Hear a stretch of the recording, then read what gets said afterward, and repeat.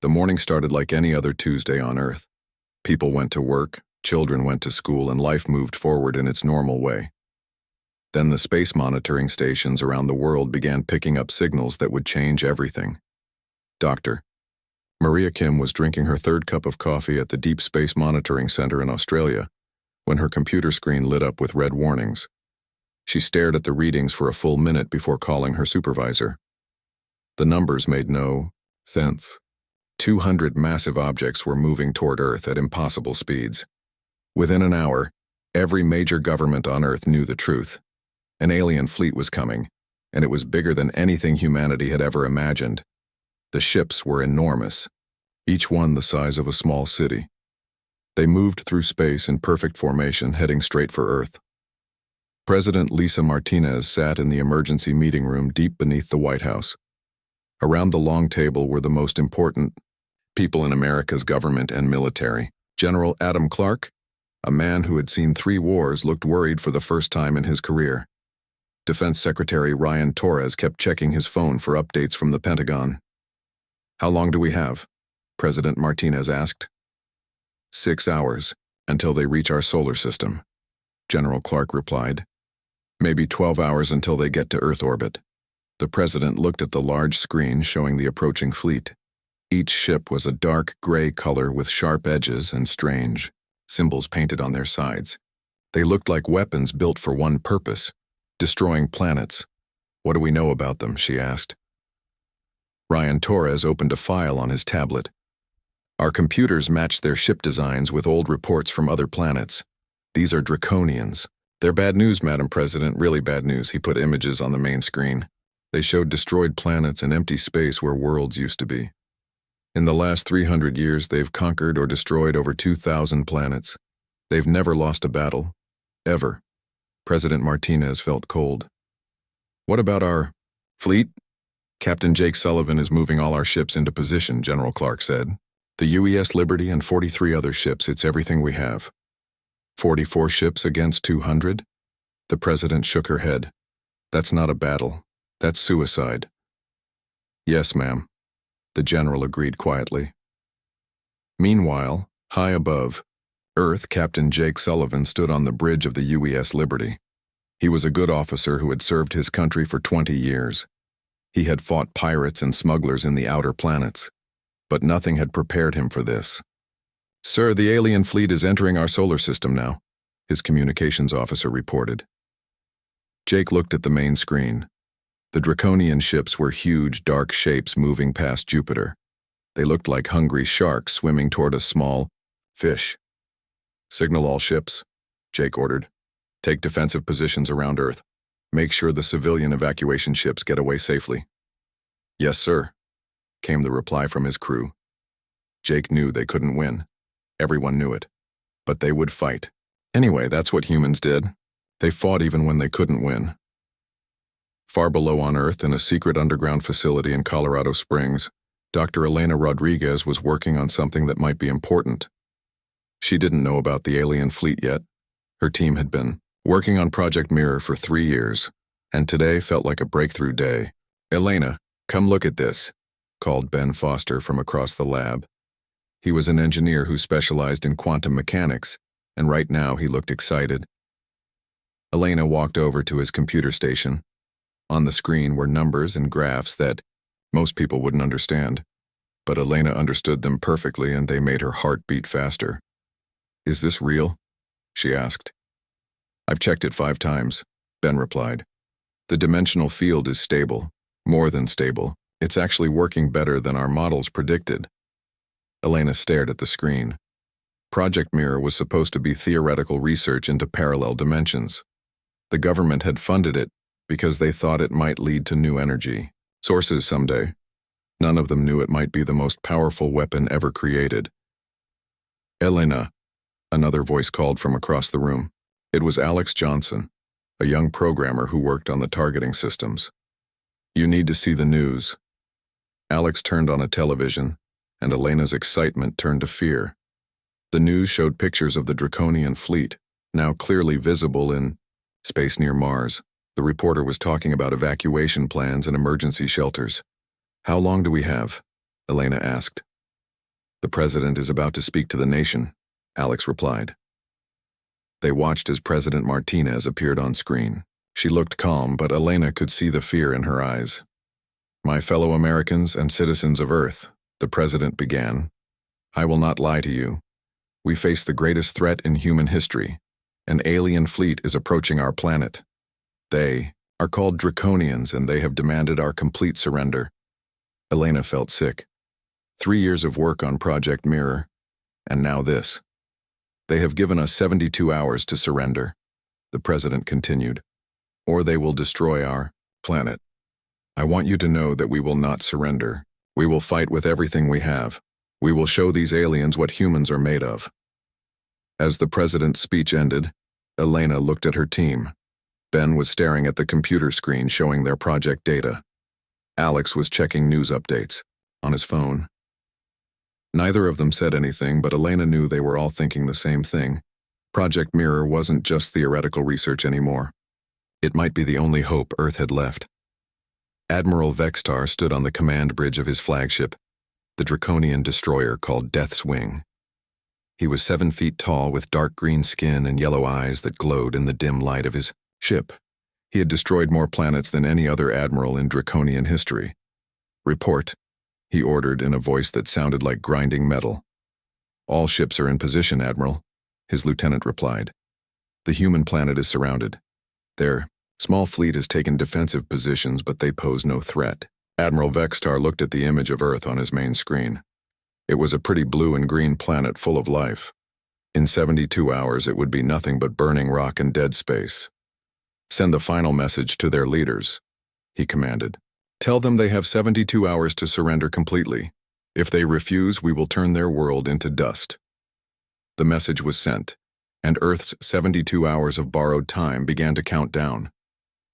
News traveled fast across the galaxy, but this news traveled faster than anything anyone had ever seen. Within 6 hours, every planet, every space station, and every government in known space had heard the impossible story. The Draconian Imperial fleet had vanished at Earth. On the planet Zephyr Prime, home to the galaxy's most important government, emergency alarms rang through the crystal towers that housed the Galactic Council. Ambassador Krelna of the Altarian Federation rushed through the halls, his blue skin pale with shock. In 300 years of galactic politics, nothing like this had ever happened.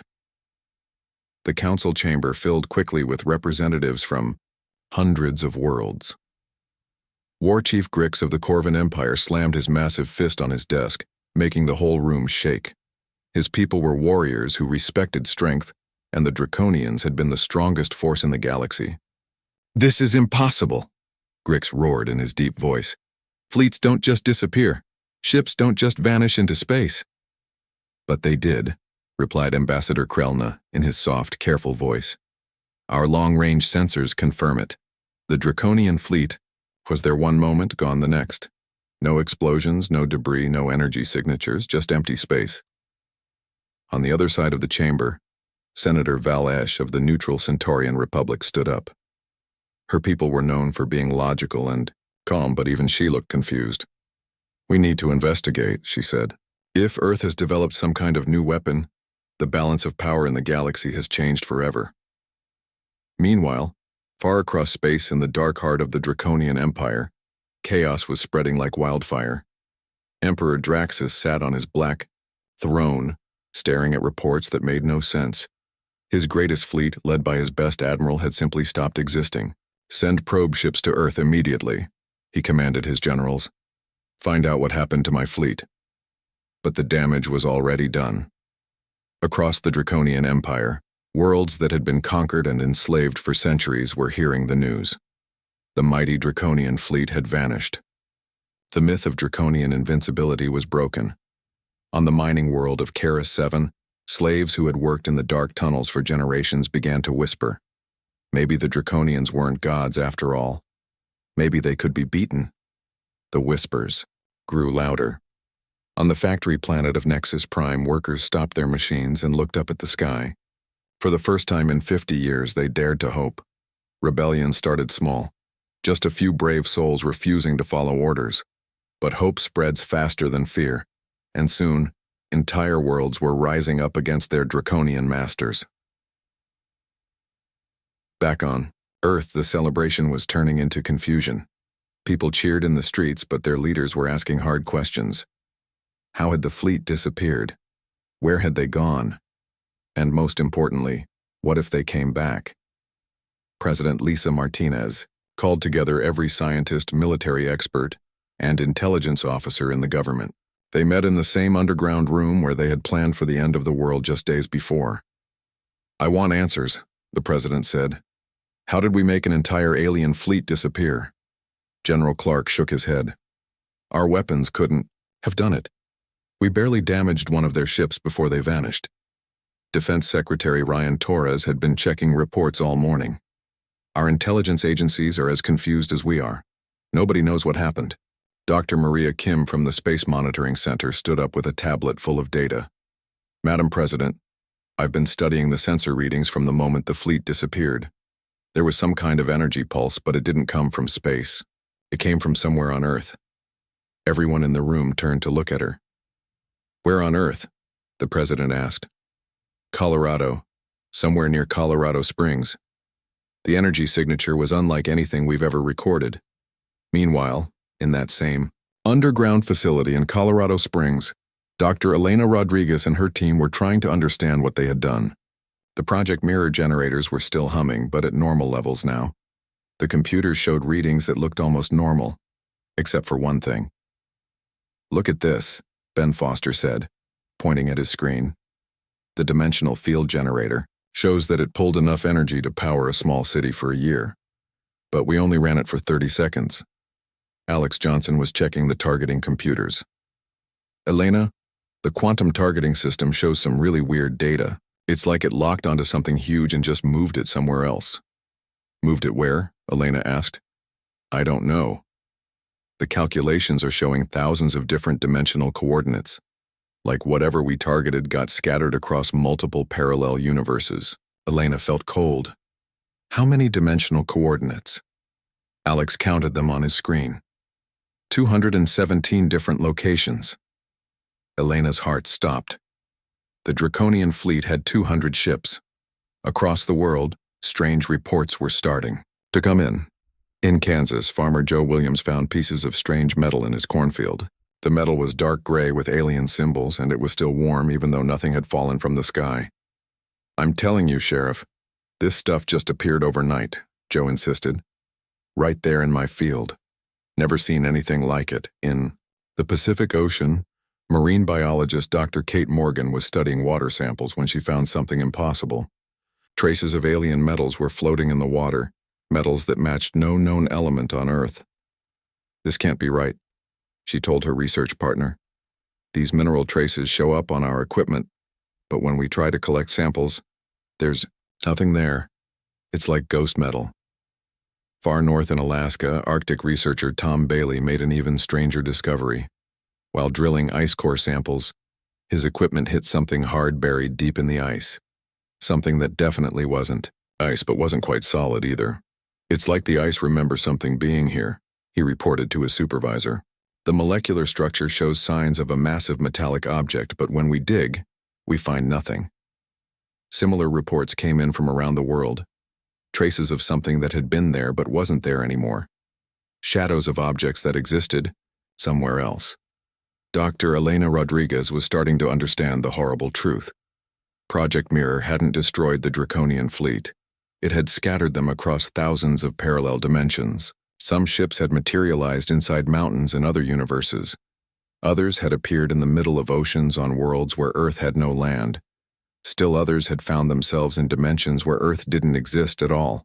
The crews of those ships were probably still alive, somewhere across infinite space and time, but they were lost forever, trapped in worlds they could never escape from, dimensions they could never return to. Elena looked at her team and realized they had become the most powerful people on Earth. They had created a weapon that could make entire fleets disappear into nothingness. The question was, what would they do with that terrible knowledge? Outside, the world celebrated its impossible victory. But deep underground, Elena Rodriguez knew the truth was much more complicated and much more frightening than anyone could imagine.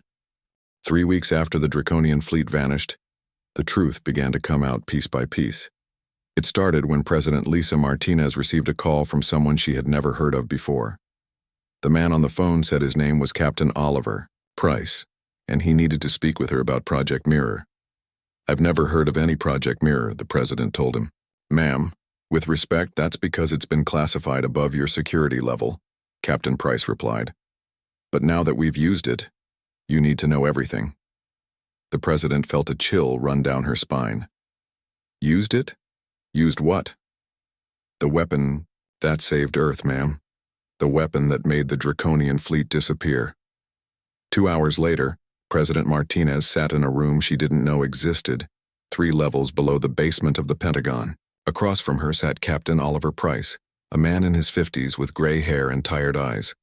Next to him was Dr. Laura Adams, an elderly woman who looked like she carried the weight of the world on her shoulders. "Project Mirror isn't new, Captain," Price began.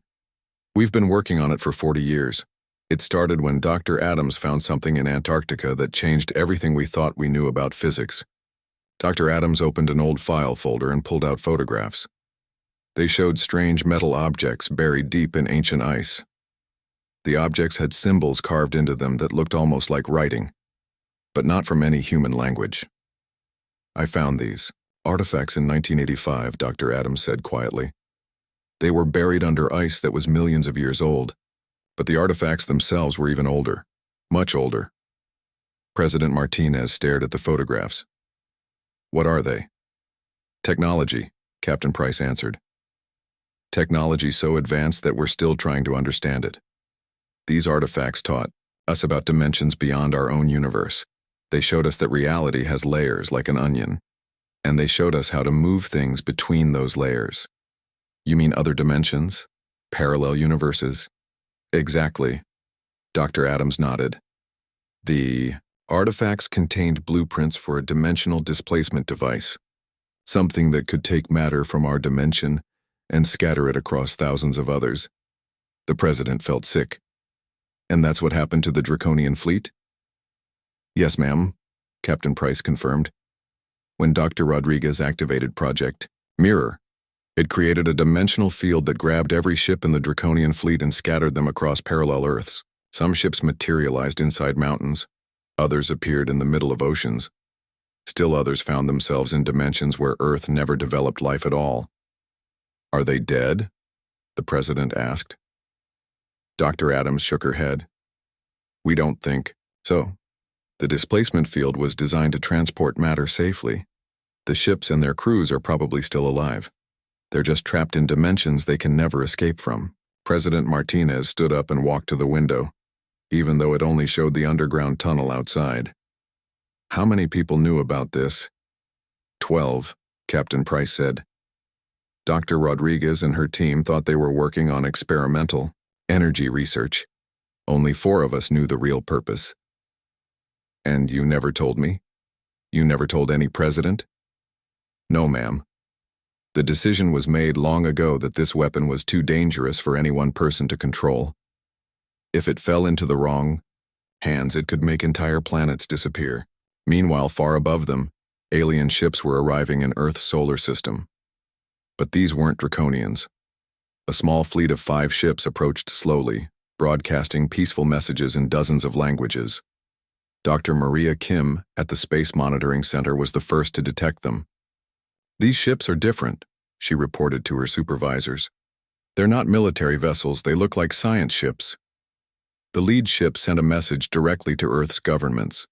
The voice that spoke was calm and musical, nothing like the harsh growling of Draconian voices.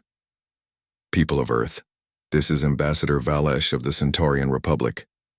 We come in peace to investigate the disappearance of the Draconian fleet. We wish to speak with your leaders about this unprecedented event." President Martinez, still reeling from learning about Project Mirror, authorized the meeting. The alien ships landed at a secret military base in Nevada, and representatives from several galactic governments stepped out onto Earth soil for the first time. Ambassador Vanishes was tall and thin with silver skin and large, intelligent eyes. She spoke perfect English and seemed genuinely curious rather than threatening. With her came scientists and investigators from 3 different peaceful civilizations. "We mean no harm," she assured President Martinez when they met. "But what happened here has shocked the entire galaxy. Fleets don't simply vanish. We need to understand how this occurred." President Martinez made the hardest decision of her presidency. She told them everything. Ambassador Valush listened in silence as Captain Price explained Project Mirror, as Dr. Adams showed the ancient artifacts, and as Dr. Rodriguez demonstrated the dimensional field generator. When they finished, the alien ambassador sat quietly for a long time. "This technology," she finally said, "it comes from the ancients."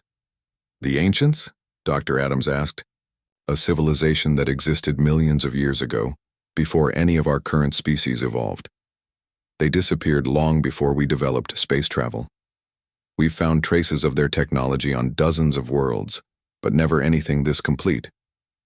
Ambassador. Valush looked at the humans around her with something that might have been respect and might have been fear. "You've weaponized ancient technology," she continued. "Do you understand what this means? The ancients were the most advanced civilization in galactic history. Their technology could reshape reality itself."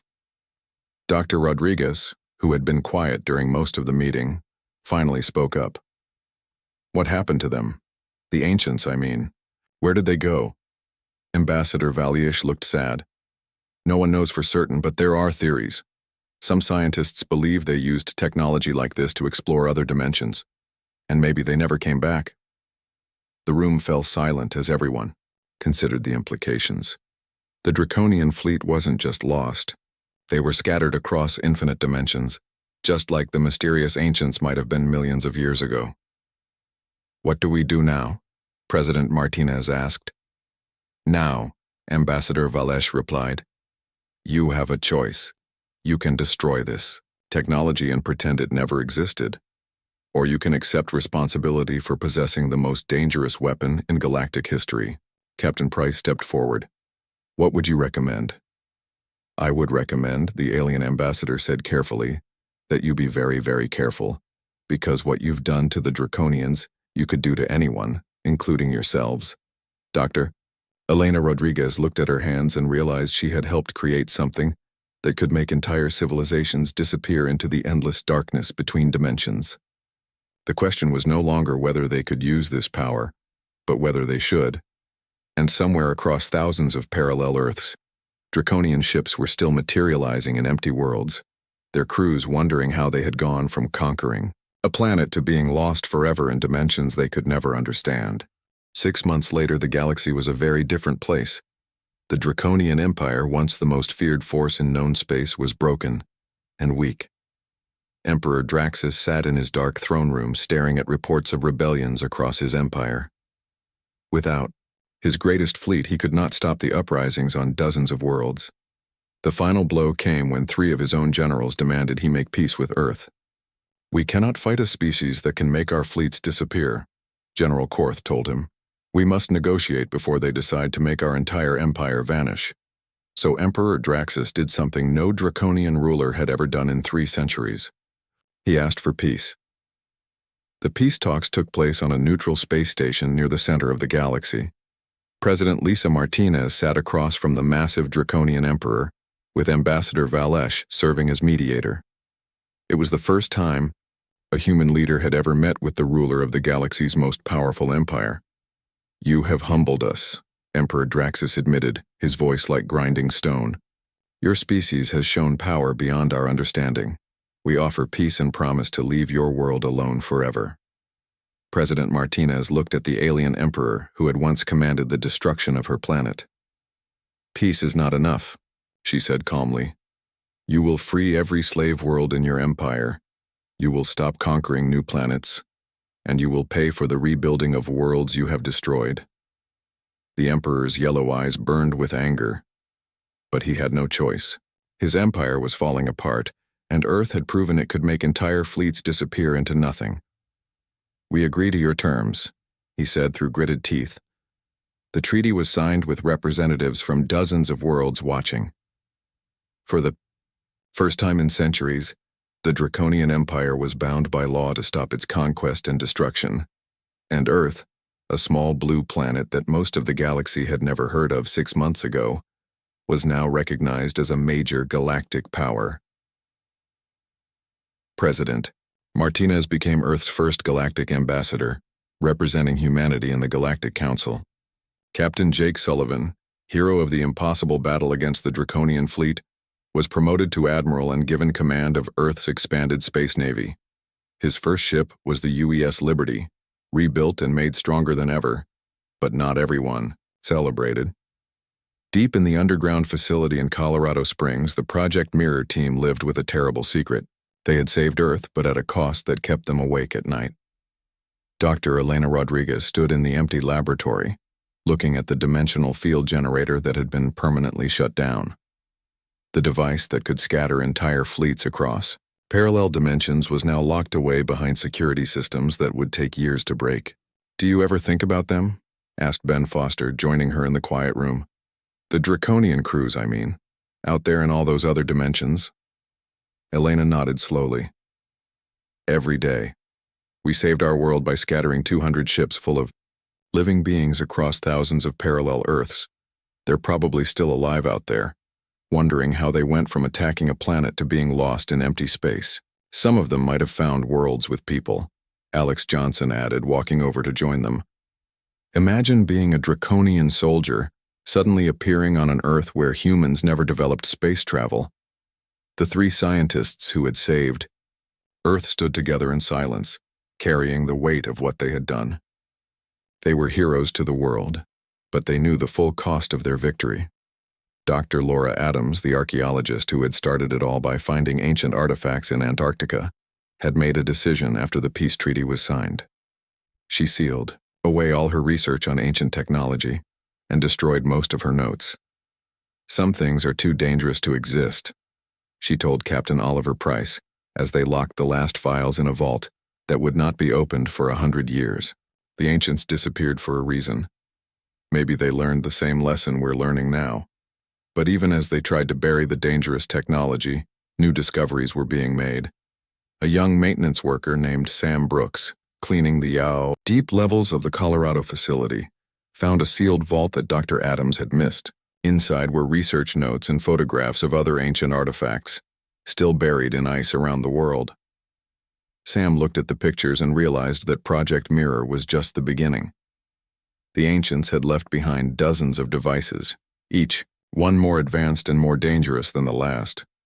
He carefully sealed the vault again and reported his find to his supervisors, who immediately classified it at the highest levels of government secrecy. Meanwhile, young Nancy Foster, Ben's daughter who had just graduated from the Space Academy, joined Admiral Sullivan's fleet as a communications officer. She represented the new generation of humans who would grow up in a galaxy where Earth was respected and feared.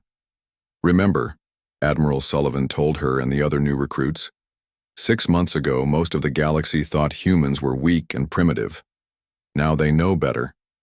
We didn't win through superior weapons or larger fleets. We won because humans never give up, and because we're willing to do whatever it takes to protect our home." The galaxy had indeed learned not to underestimate humanity. Trade agreements poured in from dozens of worlds that wanted to be friends with the species that had made the impossible happen. Technology exchanges began, and human scientists started learning about energy sources and transportation methods that had seemed like magic just months before.